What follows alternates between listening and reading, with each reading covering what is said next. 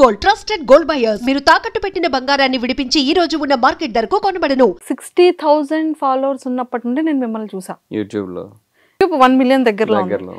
So నేను అంటే like మీ ప్రతి రివ్యూ అండ్ ప్రతి వీడియోస్ చాలా బాగా ఇస్తారు, కానీ బిగ్ బాస్ గురించి కూడా రివ్యూస్ చేస్తుంటాను. మరి ఈ సీజన్ బిగ్ బాస్ ఎలా ఉంది?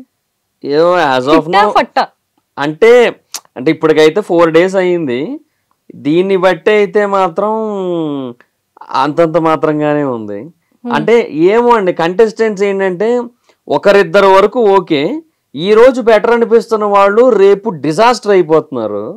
ఇంకా ఆ తర్వాత డిజాస్టర్ అనుకున్న వాళ్ళు మరుసటి రోజు ఏదో ఒక విషయంలో కొద్దో గొప్ప పర్లేదు అనిపించినా కూడా ఎప్పుడు కూడా మిక్స్డ్ ఒపీనియన్స్ రాకూడదు కంటెస్టెంట్స్ మీద.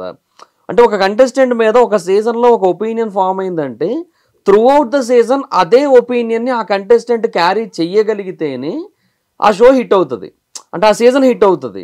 మీరు సీజన్ 2 చూసుకోండి, కౌశల్ గారు సీజన్ స్టార్టింగ్లో ఆయన మీద ఏదైతే ఒపీనియన్ ఫామ్ అయిందో అదే ఒపీనియన్ సీజన్ ఎండింగ్ వరకు ఉంది.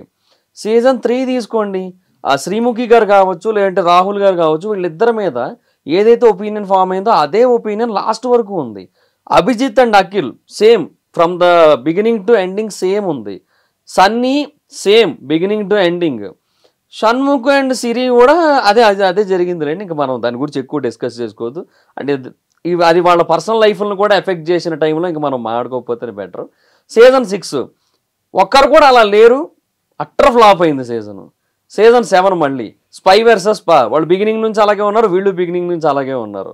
అమర్దీప్ అదే కొంచెం కన్ఫ్యూజన్తో ఉన్నాడు బిగినింగ్ నుంచి, శోభా ప్రియాంక అదే నోరేసుకొని పడిపోయే సిచ్యువేషన్ నుంచి ఉన్నారు, శివాజీ గారు అదే తెలివి, పల్లవి ప్రశాంత్ అదే ఏమంటారు స్ట్రాటజీ, అదే ఎవరు అదే ఏమంటారు కొంచెం యాంగ్రీనెస్, బాగా యాంగర్ మేనేజ్మెంట్లో 0 అన్నట్టు అదే కంటిన్యూ అయింది. ఒక కంటెస్టెంట్ ఒక దగ్గర మొదలయ్యి అలాగే ఎండింగ్ వరకు వెళితేనే సీజన్ హిట్ అవుతుంది, లేదంటే అవ్వదు, ఫట్ అవుతుంది. ఇప్పుడు సంజన గారి మీద ఒక రోజు ఒక ఒపీనియన్ వచ్చి ఈ రోజు ఇంకొక ఒపీనియన్. అసలు యాక్చువల్లీ వీక్ అంతా నిన్నటి వరకు చూస్తే ఒక డిఫరెంట్ ఉండేది, ఆ ఒక్క గుడ్డుతోనే ఆవిడ కంప్లీట్ గేమ్ నే టర్న్ అయిపోయింది. ఇప్పుడు హరీష్ అనే పర్సన్ మీద ఒక ఇనీషియల్ స్టేజెస్ లో ఓకే స్ట్రైట్ ఫార్వర్డ్ పర్సన్, సరే చూద్దాం అని అనుకుంటుంటే మనోడు మరీ అతి చేస్తున్న ఫీలింగ్ ఉంటుంది. ఇంకా మనీష్ విషయానికి వస్తే ఫోర్బ్స్ 30 అది ఇది అన్నాడు, సరే చూద్దాం ఏం చేస్తాడో, ఇంటలెక్చువల్ అని చెప్పి అందరూ మెంటల్గా ఫిక్స్ అయిపోయి మరి ముందే ఏం ఓట్లు వచ్చాయో లేదో తెలియదు, బట్ 5 కాదు 6వ పర్సన్ కింద నేను పంపిస్తానని చెప్పి శ్రీముఖి గారు వచ్చి పంపించారు. ఇంత చేసిన తర్వాత ఆ మనిషి నిన్న ఏం చేశాడో చూసాం కదా, ఇమాన్యుల్ విషయంలో, ఆ టాస్క్ విషయంలో. సో చాలా అన్ఫెయిర్ అది. అండ్ దాని తర్వాత అతని మాట తీరు కానీ ప్రతిదీ బాగాలేదు. ఇట్లాగా కంటెస్టెంట్లు ఈ రోజు ఇలా ఉండి ఇంకొక రోజు ఇలాగుండి మళ్ళీ నెక్స్ట్ డే ఇలా అవుతాము అంటే ఏమో, అలాగుంటే షో వేస్ట్ అండి, నడవదు. అంటే అది ఎంత గొప్ప షో అయినా సరే కంటెస్టెంట్ల మీద ఆధారపడి ముందుకెళ్తున్నప్పుడు, వాళ్ళ మైండ్ సెట్ల మీద బిహేవియర్ల మీద ఆధారపడి ఉన్నప్పుడు ఇలా ఉంటే కరెక్ట్ కాదు. కానీ రివ్యూస్ ఇస్తే ఎలా ఉంటుంది అని, అంటే మీ వే ఆఫ్ థింకింగ్ ఎలా ఉంటుంది, అంటే మీరు బ్యాక్గ్రౌండ్ రీసెర్చ్ ఎలా ఉంటుంది? ఒక పర్సన్ మీద మీరు అది రివ్యూ ఇవ్వాలి అన్నా, ఒక ప్రోగ్రామ్ మీద రివ్యూ ఇవ్వాలన్నా, ఒక కంటెంట్ మీద రివ్యూ ఇవ్వాలన్నా, ఒక ఫిలిం మీద రివ్యూ ఇవ్వాలన్నా అంత ఈజీ టాస్క్ కాదు. మనం ఖచ్చితంగా ప్లసెస్ ఏంటి మైనస్ ఏంటి, ఏం చెప్తే ఎలా వెళ్తుంది, ఎలా రియాక్ట్ అవ్వచ్చు, పీపుల్కి ఎలా ఇన్పుట్ ఇవ్వాలి, అంటే ఈ విషయాలన్నిటి మీద ఎలా ఉంటుంది మీ అవగాహన? అంటే బిగ్ బాస్కి అయితే ఒక కైండ్ ఆఫ్ ఐడియాలజీ ఉంటుంది, మూవీస్కి అయితే ఒక ఐడియాలజీ ఉంటుంది, క్రికెట్కి అయితే ఒక ఐడియాలజీ ఉంటుంది. క్రికెట్కి అయితే ఓపెన్గా చెప్పేస్తా, whatever it happens don't forget to praise Dhoni, Kohli and Rohit. ఇది మైండ్లో పెట్టుకునే ఉంటా యాక్చువల్గా వీడియో చేసేటప్పుడు. బికాస్ వాళ్ళలో మిస్టేక్స్ ఉన్నా కూడా చెబితే తీసుకునే పరిస్థితి లేదు.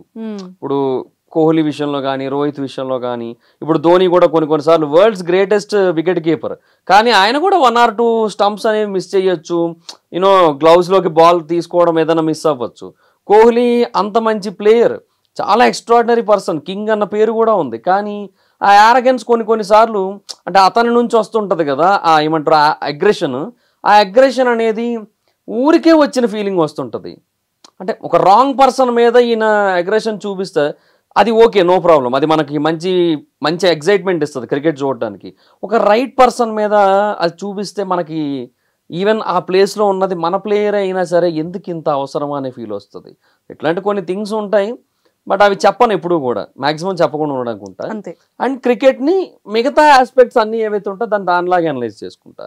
బిగ్ బాస్ విషయానికి వస్తే బేసిక్గా బిగ్ బాస్ ఏంటంటే నేను సీజన్ 1 ఒక సగం చూడలేదు, నేను మిగతా సగం నుంచి చూస్తున్నాను.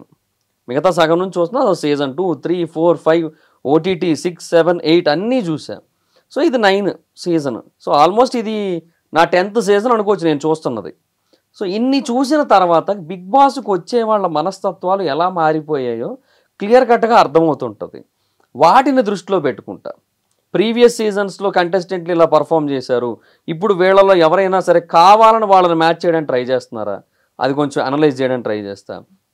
రెండోది ఒక పర్సన్ తాలూకా ఏజ్, ఒక పర్సన్ తాలూకా ఫ్యామిలీ బ్యాక్గ్రౌండ్. అంటే family background in the sense మ్యారీడా నాట్ మ్యారీడా.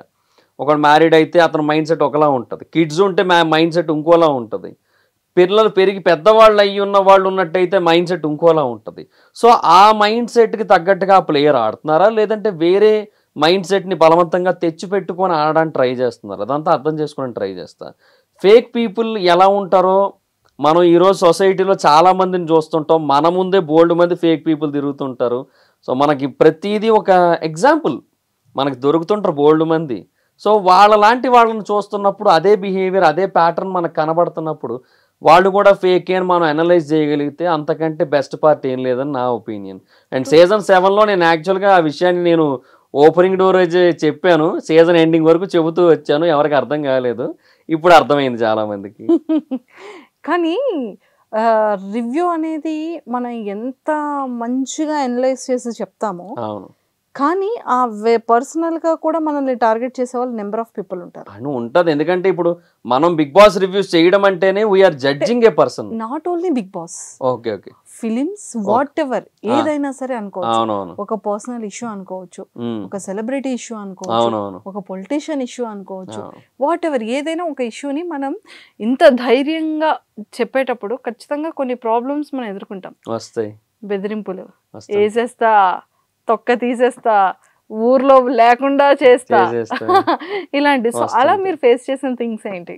అంటే నాకు ఎప్పుడు అంత హార్ష్గా రాలేదు, 1 or 2 థింగ్స్ నా వరకు వచ్చాయి, కానీ అది జనరల్గా వచ్చాయి. అంటే it's not like that much harsh, ఏమంటారు స్ట్రాంగ్ ఏదో వార్నింగ్ లాగని కాదు. ఒక ఇన్సిడెంట్ ఎగ్జాంపుల్ చెప్పాలంటే ఒక యూట్యూబర్ ఉన్నాడు, యాక్చువల్లీ అతని మీద ఒక కేసు ఫైల్ అయింది, పెద్ద కేసే, ఒక అమ్మాయి కేసు ఫైల్ చేసింది. సో అతన్ని లోపల పెట్టారు రిమాండ్లో, చాన్నాళ్ళు ఉన్నాడు, తర్వాత బెయిల్ వచ్చింది, బయటకు వచ్చాడు. సో ఇనీషియల్గా కేసు గురించి అందరూ ఏమనుకుంటున్నారో, బయటకు ఏదైతే న్యూస్ వచ్చిందో అదే న్యూస్ నేను చెప్పా, నా అనాలిసిస్లో ఒక క్లియర్ కట్ స్టోరీ లాగా ఒక అనాలిసిస్ చేసి చెప్పాను. అది బయట వచ్చిందే, మళ్ళీ నేనేం కొత్తగా క్రియేట్ చేసింది కాదు. కాకపోతే తర్వాత ఆయన నాకు ఫోన్ చేశాడు బయటకు వచ్చిన తర్వాత, ఆయన ఏం అనలే, నన్ను ఎప్పుడు ఆయన తిట్టినట్టుగా కూడా మాట్లాడలే, ఆయన ఒకటే అన్నాడు, ఆయన బ్రో మీరు ఎప్పుడు కాయిన్కి ఒక సైడ్ స్టోరీ చూశారు, అదే బయటకు వచ్చింది, నా సైడ్ స్టోరీ ఎవరో వినలే, ఎవరు అడగలే నన్ను, ఇది జరిగింది అని చెప్పి, ఇది జరిగి 1.5 year పైన అవుతుంది చెప్పాడు ఆయన. అది చెప్పిన తర్వాత బాధ వేసింది, సారీ బ్రో నాకు నిజంగా తెలీదు, నేను చూసిన దాన్ని బట్టే నేను చెప్పాను అన్న. ఆయన ఒకటే అన్నాడు, నాకు నీ సారీ వద్దు బ్రో, ఏదో ఒక రోజు నేను తప్పు చేయలేదని ప్రూవ్ అవుతుంది, నేను చేసుకుంటా, నేను 100% నేను తప్పు చేయలేదని ప్రూవ్ చేసుకుంటా, ఆ రోజు నా మీద మళ్ళీ ఇంకొక వీడియో చెయ్యి, వీడి తప్పేమీ లేదు, ఆ రోజు నేను చెప్పాను కదా అది అబద్ధం, అది నిజం ఇది అని చెప్పి ఒక వీడియో చేయి చాలు అన్నాడు. ఇట్లాంటివి వచ్చాయి, బట్ బెదిరింపుల్లాగైతే ఎప్పుడు రాలే. And for more videos, please subscribe to iDream. Please subscribe to iDream. Please subscribe iDream. And please subscribe to iDream. For more videos, subscribe to iDream. please like, share and subscribe to the channel. Congratulations, iDream. Subscribe to iDream. Subscribe to iDream. So subscribe to iDream Media. iDream ki iDream team andarki huge congratulations. Please subscribe iDream Media. Please subscribe to iDream. Subscribe iDream. Please subscribe to iDream. iDream అంటే నా కళల channel subscribe చేసుకున్న నోరు తిరుగుతలేదు, మీరైతే గంట గుర్తు కొట్టండి. For more such videos, please subscribe to iDream. Subscribe to iDream. Please subscribe to iDream. Please subscribe iDream Media. Please do subscribe to iDream. Please subscribe to iDream Media. For best entertainment and information, please subscribe iDream. And don't forget to subscribe to iDream.